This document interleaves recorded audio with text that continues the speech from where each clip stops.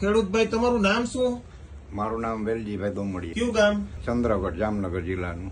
અહીંયા ગયા વર્ષે ખાતર લઈ ગયા હતા, હા, એનું રિઝલ્ટ કેવું હતું ઓર્ગેનિક ખાતરનું? ઓર્ગેનિક ખાતરનું રિઝલ્ટ મારી ગણતરી સારું હતું. ગયા વર્ષે તો ઘઉંમાં જ વાવ્યું હતું, હા. પણ બાજુના ઘઉં ભાઈના હતા એને આપણે ડીએપી કે એનપી ને એવું વાવ્યું હતું, હા.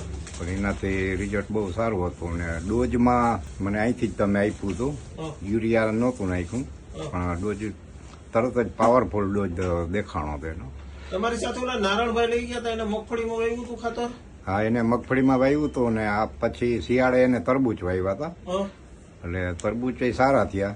હા. એમાંય નાખ્યું હતું ને? હા, એમાંય નાખ્યું હતું. આવું ભૂમિરાજ અને ભૂમિ ગોલ્ડ, ગોલ્ડ. બરોબર, આ બે ખાતર તમે નહીં ખાતા. હા, હવે આ વર્ષે કેટલું ખાતર લેવા આવ્યા છો તમે? આ વર્ષે મારી જમીન છે એટલા બધામાં મારે 15 વીઘા જમીનમાં કરવાનું છે, એટલે બે ચાર થેલી. નારાયણભાઈ ને એટલું જ છે, એને 4 થેલી. આ વર્ષે મેં અડધી જમીનમાં હતું, હા. આ વર્ષે ટોટલ જમીનમાં ડીએપી નથી નાખવું, ડીએપી કે એનપી કે ઈ કઈ આનો જ અખતરો કરવો છે. અળસિયા દેખાવા માંડ્યા, જમીન સુધરી એવું હા, લાગ્યું? જમીન સુધરી. હા, અળસિયા દેખાય ને ટૂંકમાં જમીન ટાઈટ નથી થતી, જે પછી પાક લીધા પછી ખેડ્યા પછી ખબર પડે કે આ પોચી જ જમીન છે. અચ્છા.